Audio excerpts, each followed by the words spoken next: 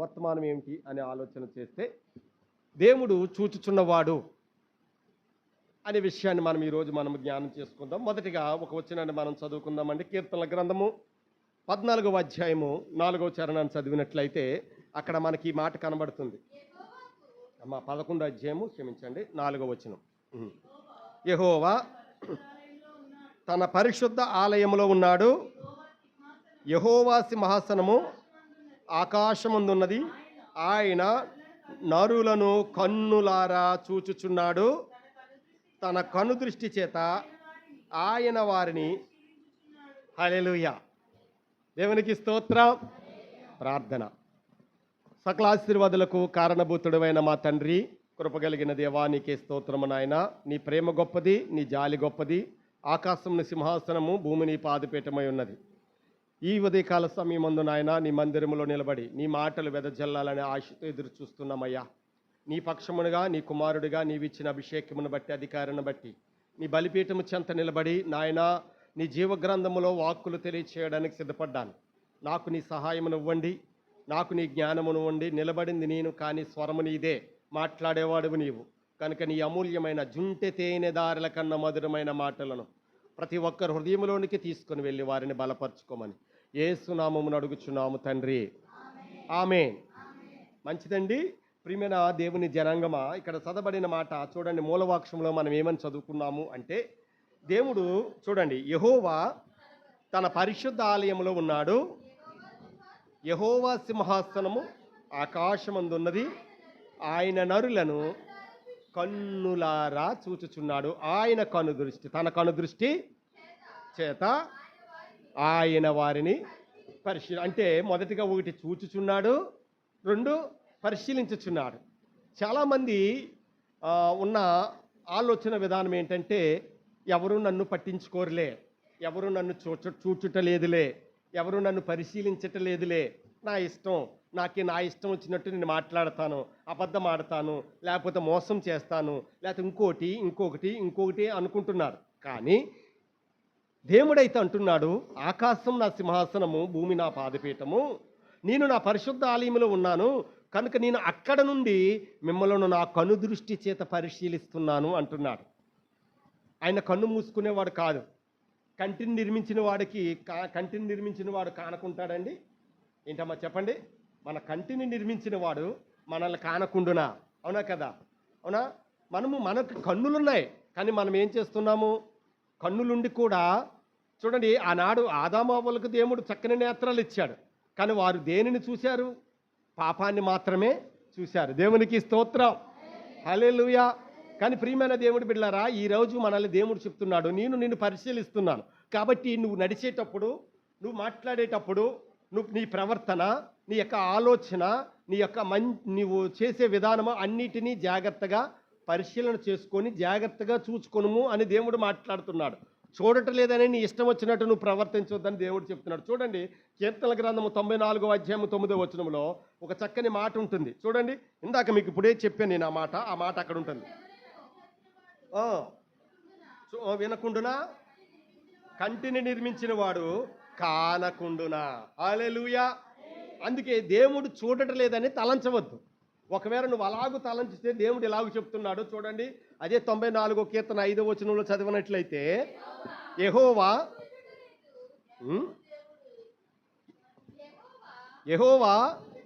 చూచుటలేదు, యాకోబు దేవుడు విచారించుటలేదు అనుకొని యెహోవా వారిని ప్రజలను నల్లుగా చాలమ్మ చూడండి, ఆయన చూడటం లేదని ఏం చేస్తున్నారట? వాళ్ళు తన ప్రజలను నలగగొట్టుచున్నారు.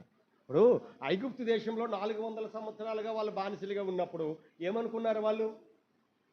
ఇది దేవుడు వీరిని మర్చిపోయారు, వీరికి సహాయం చేయడు, వీరు ఇంకా కొన్నాళ్ళు ఇక్కడే ఉంటారు, ఇంకా కొన్ని వందల సంవత్సరాలు వీళ్ళు మనం వేలొచ్చు అనుకున్నారు. కానీ వారి మర్ర ఆలకించిన దేవుడు ఏం చేశాడు? వారిని విడిపించాడు. దేవునికి స్తోత్రం. ఇప్పుడు దానియేలు గురించి ఏమనుకున్నారు? వీరు దేవుడు ఈయన పట్టించుకోలే, మనలో ఒక్కడున్నాడు, వీడిని ఎవరు కాపాడతారు? కాబట్టి ఇదిగో మనం ఏ పని చేసినా ఇతన్ని మనం ఏదో రకంగా నాశనం చేయొచ్చు, లేకపోతే మన మధ్య నుంచి తొలగించవచ్చు అని ఆలోచన చేసుకున్నారు. కానీ దేవుడు చూచుచున్న దేవుడు ఊరుకున్నాడా? ఆలకించిన దేవుడు ఊరుకున్నాడండి. ఏం చేశాడమ్మా? ఆ సింహాల బోనులో నుండి అతన్ని విడిపించాడు. దేవునికి స్తోత్రం, హల్లెలూయా. అందుకే ఆయన చూచుచున్న దేవుడు, మాట్లాడే దేవుడు, ఆలకించే దేవుడు, మౌనంగా ఉన్నవాడైతే కాదు. ఆయన మాట్లాడకుండా నిలబడిన వాడు ఎంత మాత్రమును కాదండి. ఆయన ఖచ్చితంగా పరిశీలిస్తాడు. ఆయన ఖచ్చితంగా నిన్ను చూస్తూ ఉన్నాడు. అందుకే నువ్వు వెళ్ళిన చోటేది జాగ్రత్తగా పరిశీలించుకో. నువ్వు నిలబడిన స్థలము, ఏ స్థలంలో నిలబడ్డావో ఆలోచన చేయి. నువ్వు కూర్చునేటప్పుడు ఎక్కడ కూర్చున్నావో చూడు. నీవు దేవుని మందిరానికి పోయినప్పుడు నీ ప్రవర్తనను జాగ్రత్తగా చూసుకోవాలి. అంటే నేను దేవుని మందిరంలోకి వచ్చాను కదా, నన్ను ఎవరు చూడట్లేదని నువ్వు అనుకోవద్దు. ఆయన కన్ను ఈ లోకమంతా సంచరిస్తుంది. అవునా కదండి? నిన్ను చూస్తున్నాడు, ఇక్కడ నిలబడిన నన్ను చూస్తున్నాడు, ఆ చివరిని కూర్చున్న ఆయన చూస్తున్నాడు, మొదట కూర్చున్న యవ్వన బిడ్డలను చూస్తాడు. ఎవరిని ఆయన కన్ను దృష్టి నుంచి ఎవరునూ తప్పించుకొనలేరు. ఎందుకంటే ఆయన కన్ను తేటగా కనబడుతుందట. మన కళ్ళు మసగ్గా కనబడతాయి. ఇప్పుడు చూడండి, ఈ కళ్ళజోడు లేకపోతే ఈ అక్షరాలు కనబడవు, ఏమండి? కనబడవు. కానీ ఆయన ఆకాశం నుండి చూసినా నీవు స్పష్టంగా కనబడతావు. నిజంగా చూడండి, ఒక ఎత్తులోకి వెళ్ళిన తర్వాత ఎలా కనబడతాయి? చిన్నగా ఇంకా ఒక ఎత్తుకి వెళ్ళిపోతే భూమాకారం కనబడతా తప్ప మనుషులు కానీ, ఇల్లులు కానీ, నదులు కానీ ఏవి కనబడవు. కానీ ఆకాశమందున్న సింహాసనం మీద కూర్చున్న దేవునికి మాత్రము మన అవయవం, మన ఒంటిలో ఉన్న ప్రతి నరము కూడా ఆయనకి కనబడుతున్నది. హల్లెలూయా. మరి అలాంటప్పుడు మరి చూచున్న దేవుడికి మనం భయపడవద్దా? పెళ్లి పాలు కళ్ళు మూసుకొని పాలు తాగితే తెలియదండి, అది కళ్ళు మూసుకుంది. యజమానుడు కళ్ళు మూసుకున్నాడా? ఇంట్లో వాళ్ళు కళ్ళు మూసుకున్నారా? మనమాలుగా చీకట్లో పాపం చేసేవారు అనుకుంటారు. నేను చీకట్లో చేస్తున్నాను కదా, ఎవరు చూస్తున్నారు? బాత్రూంలో పాపం చేసేవారు, నేను బాత్రూంలో చేస్తున్నాను కదా, ఎవరు చూస్తున్నారు? ఏంటండి? నేను లేకపోతే ఫలానా ఇంట్లో చేస్తున్నాను, ఆ ఇంట్లో ఎవరు నీవు ఎక్కడుంటే అక్కడ ఉన్నానన్న దేవుడు నిన్ను చూడడండి. అందుకే మనం దేవుని బిడ్డలుగా పిలవబడిన తర్వాత మనము చేసే పనిని జాగ్రత్తగా చెయ్యాలట. ఎవరు లేరనుకోవద్దు, ఎందుకంటే దేవుడు నీతో ఉన్నాడు. నిన్ను కాపాడడానికి నీతో ఉంటానన్నాడు కదా. ఏమిటండి? నీ పనిలో నీకు తోడై ఉంటానన్నాడు కదా. నువ్వు నడిచేటప్పుడు నీ ప్రయాణంలో ఉంటానన్నాడు కదా. నువ్వు పాట పాడేటప్పుడు ఉంటానన్నాడు, మాట్లాడేటప్పుడు ఉంటానన్నాడు, నువ్వు ప్రార్థన చేస్తే నీ ప్రార్థన ఆలకించ. మరి అలాంటప్పుడు నువ్వు గదిలో ఉంటే గదిలో ఉండడా? ఖచ్చితంగా ఉంటాడు. చూడండి, ఇప్పుడు ఇక్కడ మనందరం ఉన్నాం. ఇక్కడ వాక్యం అనే వర్షం కురుస్తుంది. ఏం కురుస్తుంది? వాక్యం అనే వర్షము. ఇదిగో నీ బ్రతుకును మార్చుకో, ఇదే మిక్కిలి అనుకూల సమయము, రేపు అనేది నీది కాదు, నేడే రక్షణ దినము. అవునా కదా? ఇలాగా వాక్యము విస్తరపడుతుంది, అందరికీ వినబడుతుంది. కానీ ఇప్పుడు వర్షం వస్తుందండి, పైనుంచి వర్షం వచ్చినప్పుడు అది నేలను తాకుండా ఆగుద్దంటారా? మధ్యలో ఆగుద్దా? మనం వర్షంలో తడవకూడదు అంటే గొడుగు పట్టుకోవాలి. అప్పుడు చుట్టూ పడుతుంది, కానీ గొడుగు మన మీద పడదు. కానీ గొడుగు మీద పడిన నీరు మళ్ళీ ఎక్కడికి వెళ్తుంది? అలాగే వాక్యము దేవుని మందిరములో ఎత్తబడిన తర్వాత అది హృదయంలోకి వెళ్ళకుండా ఎక్కడికి వెళ్తుంది? ప్రతి హృదయం. కానీ ఇంకా కొంతమంది గొడుగేసుకొని కూర్చుంటారు. ఎవరు? విని మారు మనసు పొందని వారు. అవునా కదండి? అవునా కదా అమ్మా?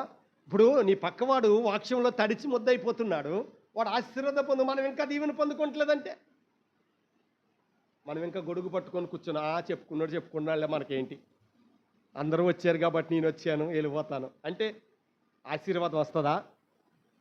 ఆ వాక్యములో మనం తడవాలి. ఇక్కడ ఏదైతే కుమ్మరింపబడుతుందో ఆ వాక్యములో నువ్వు తడవగలగాలి.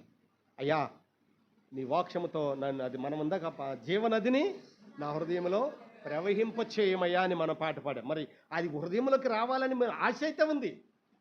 పాట పాడతాం, ఎంతో ఆశతో పాట పాడతాం. నీతో నేను నడవాలని, నీతో కలిసి ఉండాలని. దేవునికి స్తోత్రం. ఏంటి?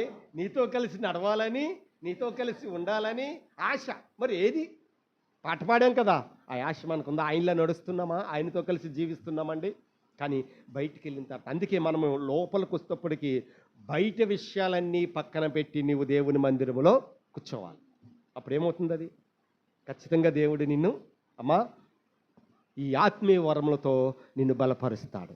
వాక్యం అనే వర్షముతో నిన్ను తడిపి నీ హృదయాన్ని ఏం చేస్తాడు? ఆ జీవ జలధారలు హృదయంలోకి ప్రవహింపచేసి నీ హృదయాన్ని బాగు చేసి నీతియుక్తమైన ప్రవక్తన కలిగిన వాడిగా ఆయన ఎదుట నిలబెడతాడు. హల్లెలూయా.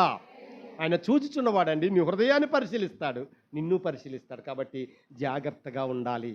ఇంకోటి మనం చదువుకుందామండి. చూద్దామా? కీర్తనల గ్రంథము తెద్దామా? 33వ అధ్యాయము 14వ వచనంలో కూడా ఈ మాట రాయబడి ఉంది. చదవండమ్మా. కీడు చేయటమాని మేలు చేయము,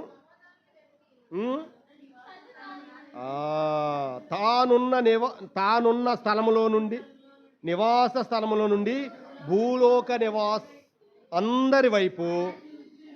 హల్లెలూయా. ఎవరి వైపు చూస్తున్నట్ట? తానున్న, ఇందాక మనం నేను నా పరిశుద్ధ ఆలయంలో ఉన్నాను అన్నాడా? ఇప్పుడేమంటున్నాడు? తానున్న స్థలములో నుండి భూ నివాసులందరి వైపు ఆయన ఏం చేస్తున్నాడట? చూచుచున్నాడు. నిన్ను, నన్ను కాదు, నమ్మిన నిన్ను, చర్చిలో ఉన్న నిన్ను, నా రాని వారిని, నమ్మని వారిని, నమ్మిన వారిని, చెట్టు కింద ఉన్నవారిని, ఇంట్లో ఉన్నవారిని, వీధిలో ఉన్నవారిని, పొలంలో ఉన్నవారిని, పట్టణంలో ఉన్నవారిని, పల్లెల్లో ఉన్నవారిని, పైన ఆకాశంలో ఉన్నవారిని, అమ్మా ప్రయాణంలో ఉన్నవారిని, ఎవరికి ఆయన అందరినీ చూచుచున్నాడు. కాబట్టి ఇదిగో నా సంఘానికి, నా ఇంటికి, నా గ్రామానికి నేను దూరంగా ఉన్నాను కదా, ఇక్కడ పాపం చేసినా పర్లేదు అనుకుంటున్నావేమో. అక్కడ కూడా ఎవరున్నారు? దేవునికి స్తోత్రం. అందుకే ఆయన చూచువాడు. నన్ను చూచువాడా, నిత్యం కాచువాడా, నన్ను చూచువాడా, నిత్యం కాచువాడా. తెలుసుకున్నావు, చుట్టూ నన్ను ఆవరించావు, పరిశోధించి తెలుసుకున్నావు, చుట్టూ నన్ను ఆవరించావు. నే లేచి ఉండుట, కూర్చుండుట, నే లేచి ఉండుట బాగుగా ఎరిగి ఉన్నావు రాజా, బాగుగా ఎరిగి ఉన్నావు.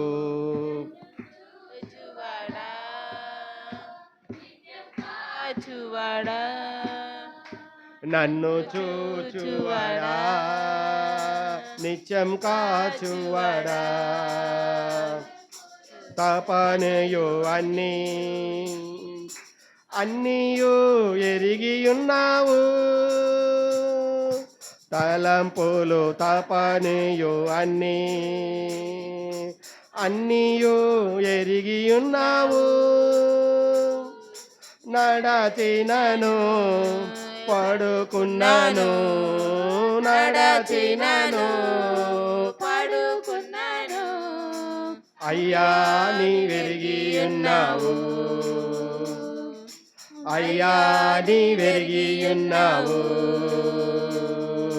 ధన్యవాదం యేసు రాజా, ధన్యవాదం యేసు రాజా.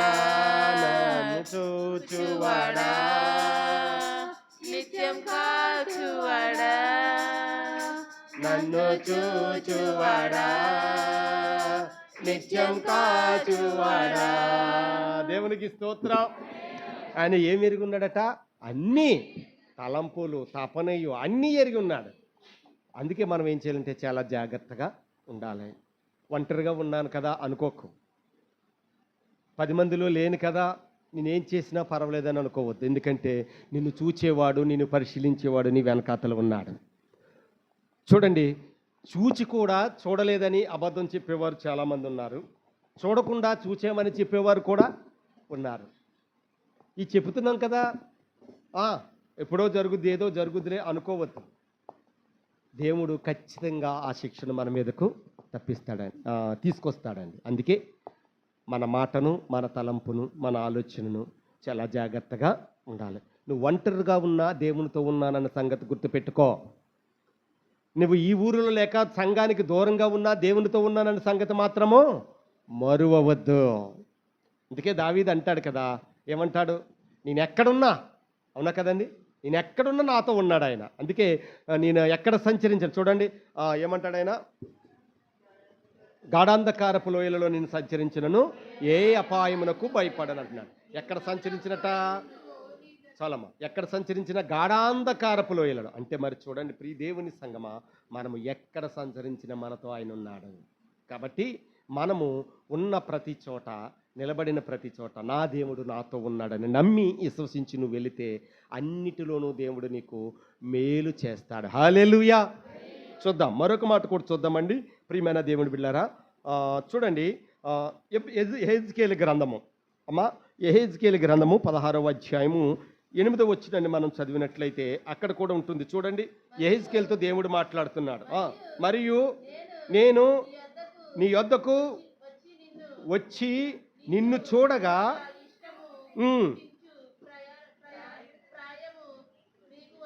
దేవునికి స్తోత్రం. చూడండి, యెహెజ్కేలుతో దేవుడు మాట్లాడుతున్నాడు.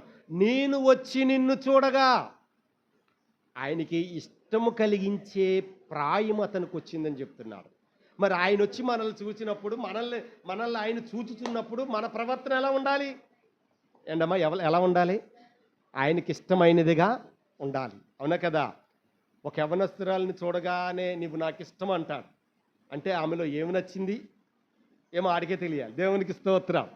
అవునా కదండి? అవునా కదా? అది అతనికి తెలియాలి. కానీ దేవుడికి ఏది నచ్చుద్దో తెలుసా?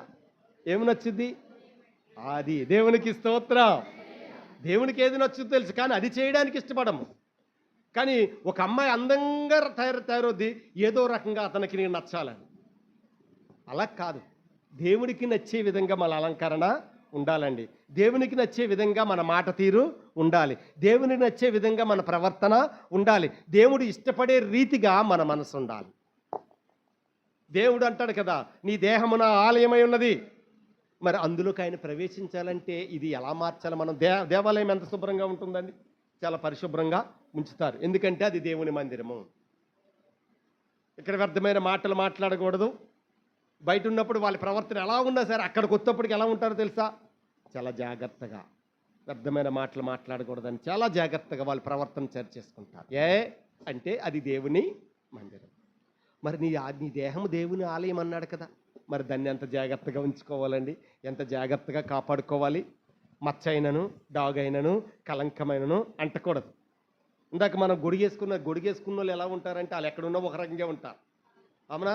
వాళ్ళు వర్షం వారి మీద కుమ్మరించిన, ఇప్పుడు వర్షం మంచివారి మీద చెడ్డవారి మీద నేను కురవను, అందరి మీద కురుస్తుంది. అవునా కదా? మంచివారి మీద కురిసి చెడ్డవారి మీద మానేస్తుందా? లేదు, అందరి మీద పడుతుంది. కానీ కొంతమంది మాత్రమే వాక్యం అనే వర్షంలో తడుస్తారు. దాన్ని లోపలికి అవగహించుకొని, దాన్ని పరిశీలించుకొని, దాన్ని ధ్యానించుకుంటూ ముందుకు వెళ్తారు. కానీ కొంతమంది చూడండి, ఇప్పుడు ఇద్దరిని దీవిస్తానన్నాడు దేవుడు. ఎవరిని? కయ్యీని, హేబేలుని ఇద్దరిని దీవిస్తానన్నాడు. కానీ ఒక ఆయన మాత్రము గొడుగు పట్టుకొని వచ్చాడు అక్కడికి. ఒక రకంగా చెప్పాలంటే ఏం పట్టుకొని వచ్చాడండి? అంటే కయ్యను గొడుగే పట్టుకొని వచ్చాడా? ఆయనకి ఏది ఇస్తే ఏంటి, ఆయన చూస్తాడేంటి అనుకున్నాడు. కానీ ఏం చేశాడు? అర్పణ స్వీకరించాడా? స్వీకరించలేదు. కారణం ఏంటో తెలుసా? ఆయన చూచేవాడు. దేవునికి స్తోత్రం. ఆయనకు మరుగైనది ఏదీ లేదండి. ఆయన సమస్తము చూస్తాడు, హృదయాలు. అందుకే చూడండి, దేవుడు నరుల హృదయాలను చూచుచున్నాడు. చూద్దాం, ఆ వచనం కూడా మీకు చూపిస్తాం. సామెతల గ్రంథము 15వ అధ్యాయము 11వ వచనాన్ని మనం చదివినట్లయితే, పాతాళమును అగాధమును యెహోవాకు కనబడుచున్నవి, నరుల హృదయము ఆయన తేటగా. హల్లెలూయా. ఇప్పుడు నేను ఇక్కడ ఉన్నాను, మిమ్మల్ని మీ రూపాన్ని మాత్రమే నేను చూడగలను. మీ హృదయంలో ఏముందో నాకు తెలియదు, కానీ దేవునికి తెలుసు. ఎవరికి తెలుసండి? దేవునికి తెలుసు. అందుకే హృదయములో కూడా, అందుకే తలంపుల్లో కూడా మనం చాలా జాగ్రత్తగా ఉండాలి. తలంపు ఎక్కడి నుంచి వస్తుంది? అవునా కదా? ఆ తలంపు వచ్చేటప్పుడు కూడా అది కూడా మేలైనదిగా ఉండాలి, మంచిని ఆశించేదిగా ఉండాలి. అంతేగాని చూడండి, ఒక్కొక్కరికి ఒక్కో మాట అలవాటు అవుతుంది. ఒక్కొక్కరు మంచిది అన్న మాట ఒకరు అంటారు, లేకపోతే అలాగ జరిగితే చాలా సంతోషం అంటారు, ఏదైనా మన మేలు కొరకే అంటారు. ఇలాగ కొన్ని మాటలు జరుగుతూ ఉంటాయి. ఒక్కొక్కరికి ఒక్కో ఊత పదం వస్తుంది. కానీ దేవుడు చెప్పేది ఏంటో తెలుసా? నువ్వెక్కడున్నా శ్రేష్ఠుడిగా జీవించు. సంఘంలో ఉన్నప్పుడు ఏ పవిత్రత కలిగి ఉన్నావో, ఏ జాగ్రత్త కలిగి ఉన్నావో, బయటికి వెళ్ళిన తర్వాత కూడా నీ ప్రవర్తన, నీ యొక్క పవిత్రతను కాపాడుకో. ఇక్కడ ఒక రీతిగా అక్కడ ఒక రీతిగా నిన్ను నీవు చూసుకొనవద్దు. ఎందుకంటే ఇది నేను చూచే దేవుడును, దానికి తగ్గ ప్రతిఫలము ఇవ్వగలిగిన సమర్థుడను. కాబట్టి అది వచ్చిన రోజున అయ్యో నేను మారిపోయానంటే అవకాశం ఉండదు. చూడండి, పైన ఆకాశంలో దేవుడు కనబడగానే మీరు మారుమనసు పొందాను, నన్ను రక్షించిన ఆయన అంటే రక్షణ వస్తుందా? చెప్పండి అమ్మా, వస్తుందంటారా? రాదు. ఎప్పుడు రావాలి?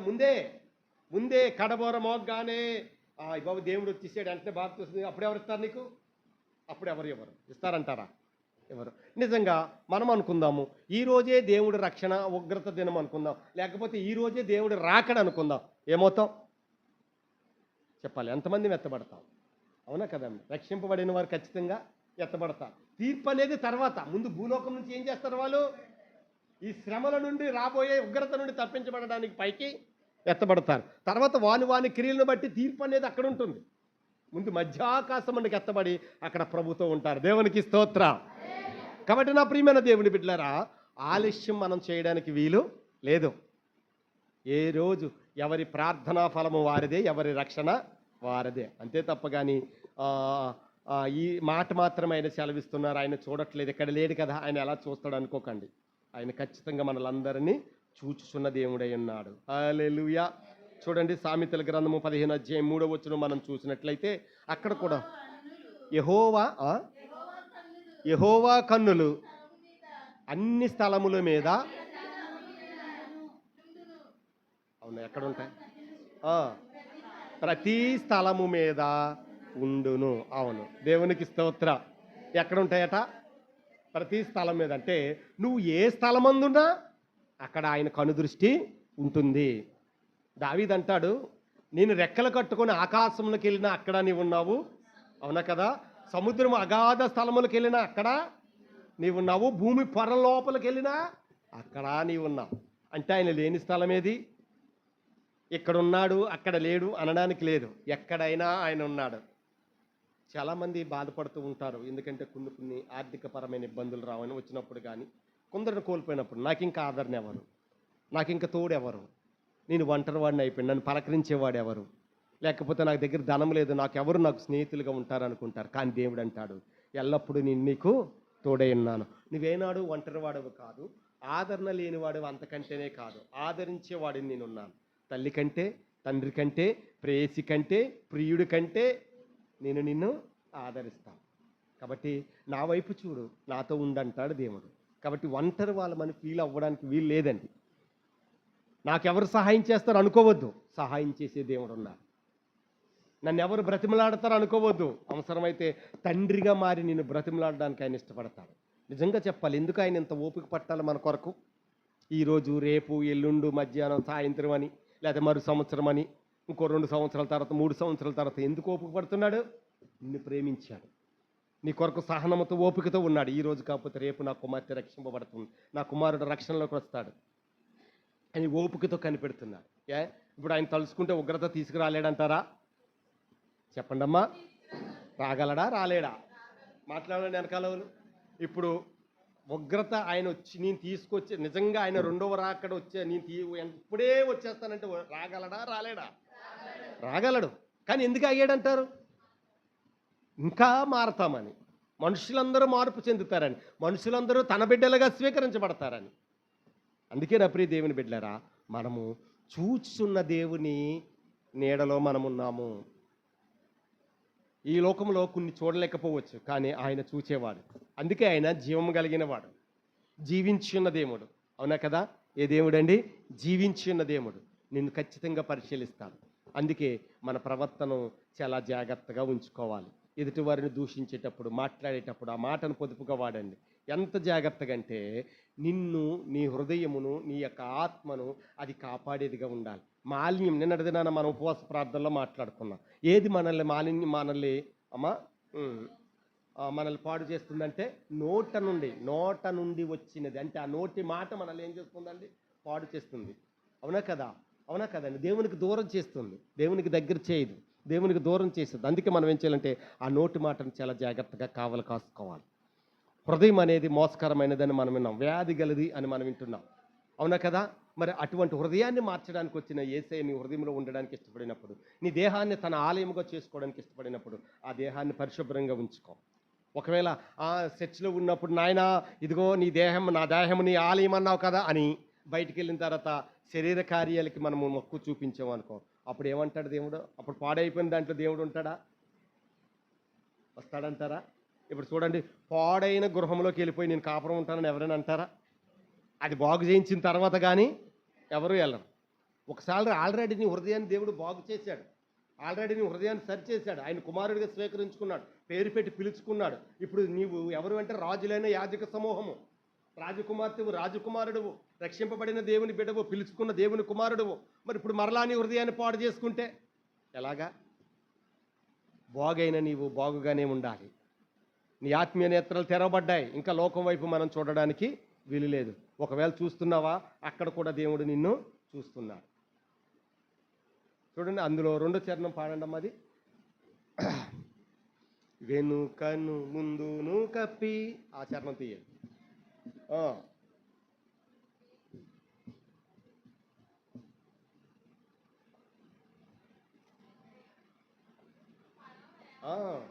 వెనుకను ముందును కప్పి చుట్టూ నన్ను ఆవరించావు, వెనుకను ముందును కప్పి చుట్టూ నన్ను ఆవరించావు, చేతులతే అనుదినము నీ చేతులచే అనుదినము పట్టి నీవే నడిపించావు, పట్టి నీవే నడిపించావు. ధన్యవాదం యేసు రాజా, ధన్యవాదం యేసు రాజా. నన్ను చూచువాడా, నిత్యం కాచువాడా, నన్ను చూచువాడా, నిత్యం కాచువాడా. దేవునికి స్తోత్రం. అది నీ వెనుక నీ ముందు, నువ్వు పిండమునై ఉండగానే, నువ్వు తల్లి గర్భంలో నువ్వు పిండముగా ఉండగానే దేవుడు నిన్ను చూశాడు. అసలు పిండముగా నువ్వు రూపింపబడక ముందే నిన్ను ఎరిగిన దేవుడు ఆయన. ఎందుకంటే తన చేతులతో కదా నిన్ను చెక్కుకున్నాడు, తన ఊపిరి కదా నీకు ఊదాడు. తెలియంది ఏమైనా ఉందంటారా? అందుకే మనము పెద్దవారైందట ఆయనకి ఏం తెలుసులే అంటారు. ఆయనకేం తెలుసు ఏంటి?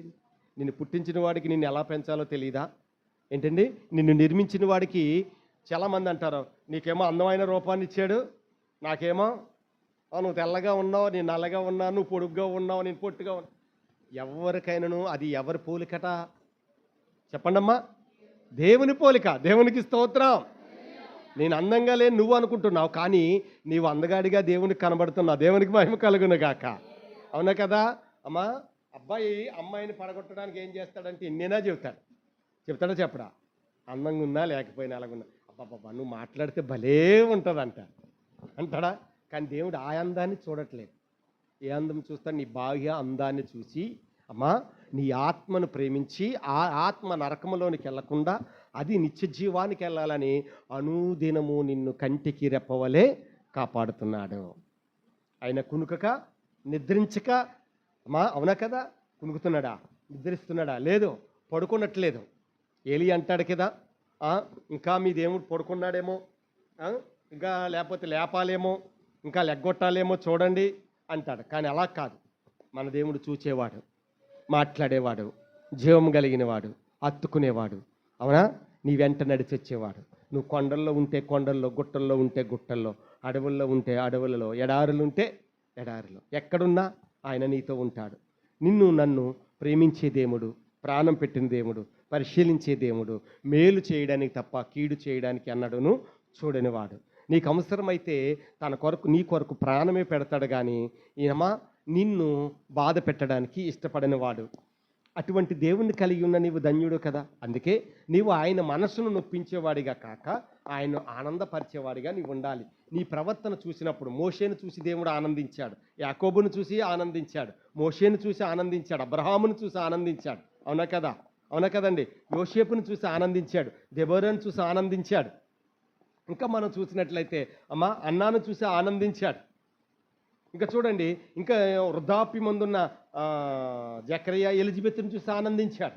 ఎందుకంటే వారికి సంతానం లేదు, అయినను సరే వాళ్ళు ఏం చేస్తున్నారు? దేవుని సన్నిధిని సేవను విడిచిపెట్టలేదు. ఏదైతే వారికి అప్పగించారో ఆ పరిచర్యను అప్పగించకంట ఆ సేవలోనే కొనసాగారు. చూసేవాడు అనడానికి ఉదాహరణ చూడండి, వాళ్ళిద్దరిని చూశాడు దేవుడు. ఓహో, వీరింత నమ్మకంగా ఉన్నాడు కానీ అసాధ్యమైన సమయంలో సాధ్యం చేసి వారికి ఒక సంతానాన్ని ఇచ్చాడు. హల్లెలూయా. చెట్టు మీద ఉన్న పొట్టి జక్కయ్యను చూశాడు దేవుడు. చూశాడా లేదా? అమ్మ, చెట్టు కింద ఉన్న నటనయ్యలను చూశాడు. అంటే చూసే దేవుడు అండి ఆయన. మాట్లాడేవాడు, పిలిచేవాడు. ఖచ్చితంగా నన్ను ఎవడు చూడట్లేదని నీవు అనుకుంటున్నావు, కానీ చూచేవాడు నేనున్నాను రా బాబు అని దేవుడు చెప్తున్నాడు. నన్ను ఎవరు పిలవట్లేదని నీవు అనుకుంటున్నావు, పిలిచేవాడు నేనున్నానని దేవుడు మాట్లాడుతున్నాడు. అయ్యో, నాకు లోపల స్థానం లేదే, నన్ను బయటే పెట్టారే నీవు అనుకుంటున్నావు, కానీ బయట ఉన్న నిన్ను చూసేవాడు దేవుడు ఉన్నాడు. దేవునికి స్తోత్రం. హల్లెలూయా. లోపల ఉన్న ధనవంతుని చూశాడా? గేటు బయట ఉన్న పేద లాజరుని చూశాడా దేవుడు? దేవునికి స్తోత్రం. చూసేవాడు ఆయన. నువ్వు పడిన శ్రమ, నువ్వు పడిన వేదన, నువ్వు పడిన కష్టము, చేసిన ప్రార్థన, కార్చిన కన్నీరు అన్నిటినీ చూస్తున్నాడు. దానికి తగు కాలమందు సమాధానము జవాబును ఆయన అనుగ్రహిస్తాడు. అందుకే ఆయన చూచేవాడు. కాబట్టి నీవు ఈ లోకములో దేవుని మందిరంలో జాగ్రత్తగా ఉండాలి. ఎలా పడితే అలా కూర్చోవడం, ఎలా పడితే అలా మాట్లాడటం, ఎలా పడితే అలాగా తిరగడం కాదు. నువ్వు దేవుని మందిరంలో నీ ప్రవర్తన చాలా జాగ్రత్తగా చూసుకొని ఆయనకి ఇష్టమైన వాడిగా ఉండాలి. ఇంకా కూర్చున్నామంటే ఒక్కటే నీ దృష్టి ఉండాలి. ఏంటో తెలుసు? దేవుని మాట మొదలెట్టిన కానుంచి ఆ మాట వినడం మీద నీ దృష్టి ఉండాలి. హల్లెలూయా. దేవునికి స్తోత్రం. కాబట్టి నా ప్రియ సహోదరి సహోదరులారా, దేవుడు చూచుచున్నవాడు. చివరిగా ఒక మాట మీకు నేను చదివి వినిపిస్తాను చూడండి. దేవుడు నరుడు నడుచు త్రోవలన్నిటిని చూస్తున్నాడు. చూడండి, ఇర్మియా గ్రంథము 16వ అధ్యాయము 17వ వచనం మనం చదివినట్లయితే, ఏలయనగా ఆయన ప్రోవుల తోవలన్నిటి మీద దృష్టి ఉంచి తిని ఏదియు. దేవునికి స్తోత్ర. ఎంత చక్కని మాట అండి. నువ్వు నడిచే మార్గంలో నేనున్నాను, ఆటలు కూడా నేను దృష్టి ఏది నా కన్నులకు మరుగలేదు. రేపొద్దున పరలోక రాజ్యంలో తీర్పు దినానికి అక్కడికి వెళ్ళిన తర్వాత, ప్రభా నేనేం చేశాను అన్నావు అనుకో, ఒక అబ్బాయి నువ్వు ఇది చేసావు అంటాడు. అక్కడ తలగొక్కుంటే పని అవ్వదు. ఏంటండి, అక్కడ బ్రతిమలాడినా పని అవ్వదు. బ్రతిమలాడేదో జీవం ఉన్నప్పుడు భూలోకంలోనే బ్రతిమలాడాలి. అమ్మా, అడిగేదేదో లేకపోతే లాలించేదో బుజ్జగించేదేదో ఇక్కడే బుజ్జగిస్తాడు, ఇంకా అక్కడ బుజ్జగించడం. కాబట్టి ఆయన బ్రతిమలాడుకున్నా, పోరాడినా, అమ్మా, లేకపోతే ఆయన వెంబడి నడిచినా, ఆయన ఏం చేయాలనుకున్నా ఇక్కడ ఉండని చెప్పాను. అక్కడికి వెళ్ళిన తర్వాత ఇంకేది ఉండదండి. అక్కడికి వెళ్ళిన తర్వాత మహిమదేహము ధరించబడి దేవదూతలను పోలిన వారమై దేవుని స్తుతించడం తప్ప అక్కడ ఇంక నువ్వు చేసే పని ఏమి ఉండదు. కాబట్టి లోకములో ఉన్నప్పుడే బ్రతిమాలు. ఒకవేళ నీకు రక్షణ కరువైపోతుందా, అడుగు ప్రభుని, ప్రవ్వా ఎన్నాళ్ళు బట్టి నా నిరీక్షణ అయ్యా బాప్తిసం పొందాలని నాకు దయచేయనైనా ప్రభుని ఇక్కడే బ్రతిమలా. అయ్యా, నీతో నేను నడవాలని ఆశ ఉంది, ఆ ఆశ కలిగిన ప్రాణాన్ని నాకు మేలుతో తృప్తిపరిచాను, ఇక్కడే అడుగు. అవునా కదండి? అవునా? నా యొక్క మనసు నీ మీద లగ్నం ఉంచాలి నాయన, నీ వాక్యం మీద నేను జ్ఞానం ఉంచాలి నాయన, విన్న వాక్యం నా హృదయంలో ముద్రింపబడాలి నాయన అని ఇక్కడే అడుగు. ఇక్కడుండగానే సమస్తము నీకు జరుగుతుంది. హల్లెలూయా. మేలుకరమైన దీవెనలు ఇస్తాడు, సమస్తమును నీకు తోడుగా ఉంచుతాడు. అంతే తప్ప కానీ అక్కడికి వెళ్ళిన తర్వాత, తీర్పు దగ్గరికి వెళ్ళిన తర్వాత ఇది నాకు ఈయన ఆయన అంటే అక్కడ ఎవరు నీకు ఇవ్వరు. అక్కడ ఒకటే, చేసిన క్రియ ఏంటి, దానికి తగ్గ ప్రతిఫలం ఏంటి, అంతే. రెండు. నువ్వు నీతిమంతుడిగా జీవించావా, అదిగో గొర్రె పిల్ల యొక్క జీవ గ్రంథంలో నీ పేరు లిఖింపబడింది, నువ్వు వెళ్ళి పరలోక రాజ్యంలో చేరంటాడు. నువ్వు యథార్థవంతుడిగా లేవా, అయితే నీ కొరకు నరకం అనేది ఒకటి ఉంది, ఆరని అగ్ని ఆరదు, పురుగు సావదు, అక్కడ ఒకటి ఉంది, అక్కడికి వెళ్ళి అంటాడు. అంతే. అటు సాతానుడు ఉంటాడు, ఇటు దేవదూతలు ఉంటారు.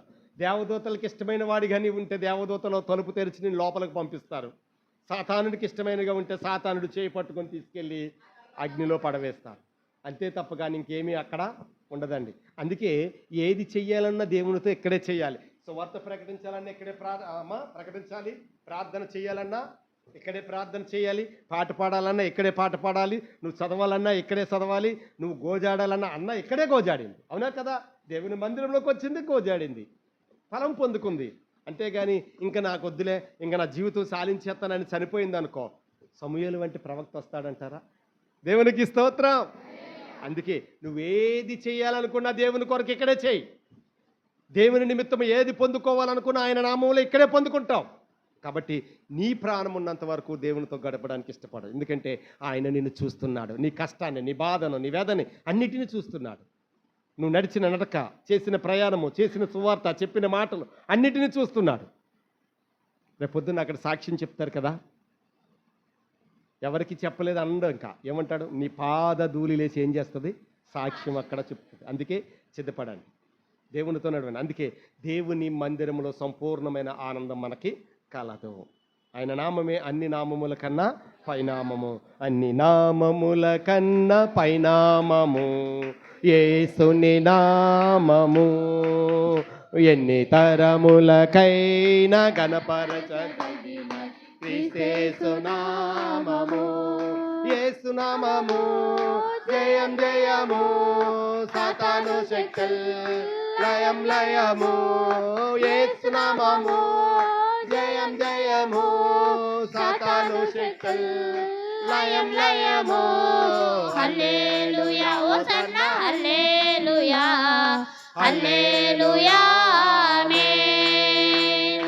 హల్లెలూయా హోసన్నా హల్లెలూయా హల్లెలూయా ఆమేన్. అన్ని నామముల కన్నా పైనామము యేసుని నామము.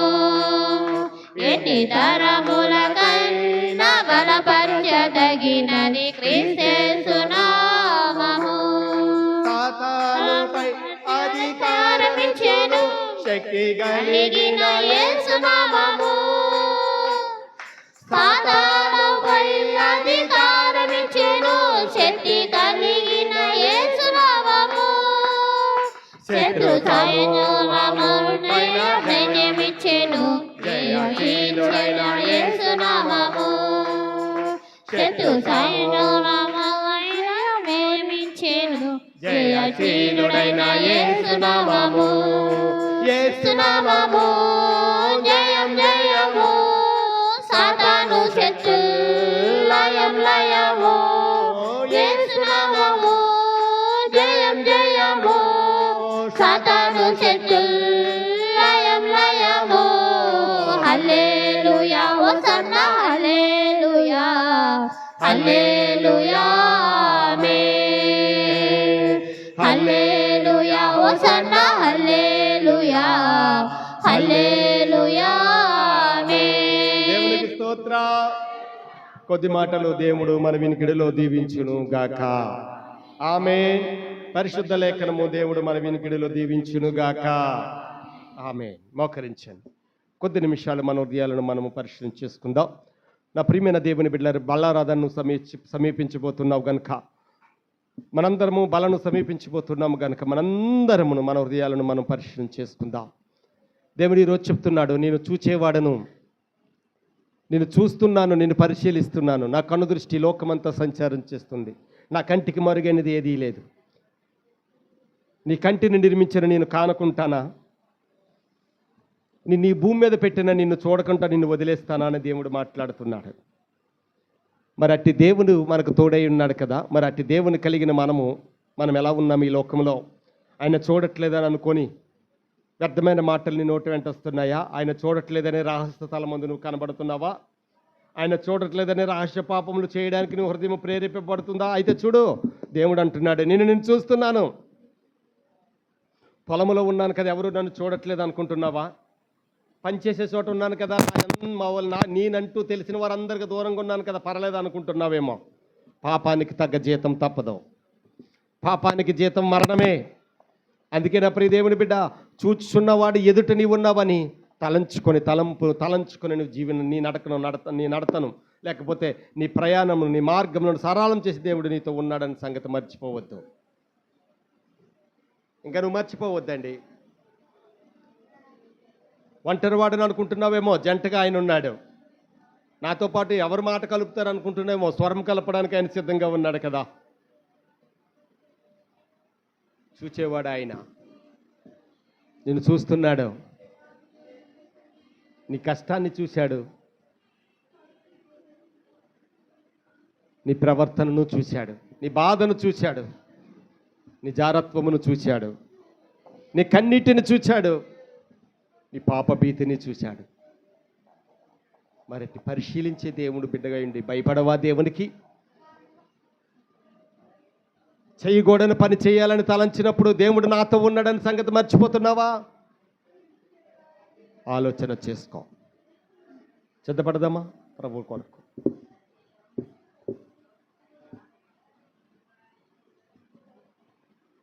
ప్రార్థన. ఒకరు ప్రార్థన చేయండి అమ్మా. ప్రేరేపింపబడిన వారు ఒకరు ప్రార్థన చేయండి. వాక్య ఫలింపు కొరకు మాత్రమే ప్రార్థన.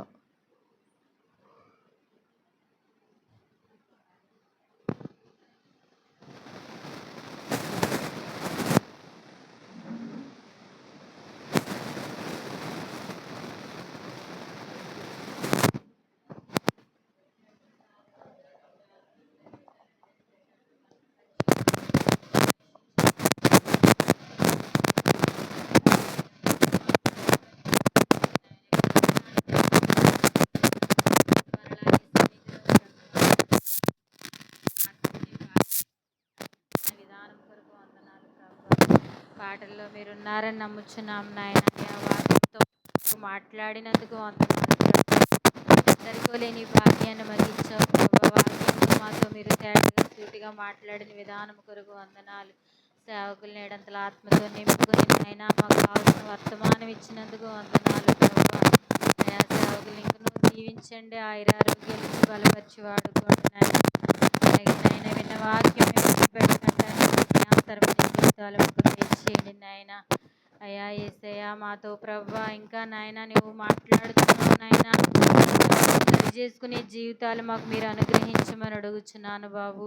అయ్యా విన్న వాక్యం అందరి హృదయాల్లో భద్రము చేసుకుని ఆ వాక్యానుసరమైన జీవితాన్ని దయచేయండి నాయన. వచ్చిన ప్రతి కుటుంబాన్ని ప్రతి బిడ్డని ఇంకా నేను ఒప్పుకొని నాయన నాయన యేసయ్య పూర్తిగా నేను అంగీకరించినట్టు మారు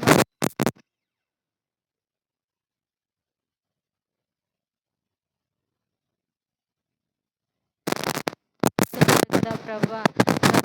హృదయాల్లో నేను ఒప్పుకోలు మనసు రక్షణ దయచేయమని అడుగుతున్నాను ప్రభు.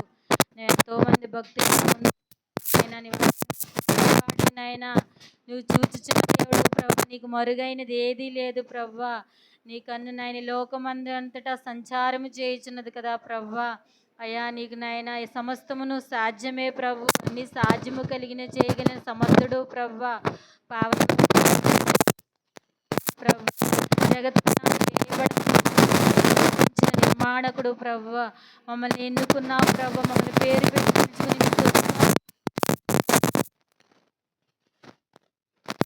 మమ్మల్ని చూచిని ప్రభు. మేము లేచుట కూర్చుండుట నిలుచుండుట మాట్లాడుట అన్నీ వెరిగిన దేవుడు. దావీదు భక్తుడు అంటున్నాడు కదా ప్రభు, నేను ఆకాశమునకు ఎక్కినను పాతాళంలోనికి దిగినను అక్కడ నువ్వు ఉన్నావు.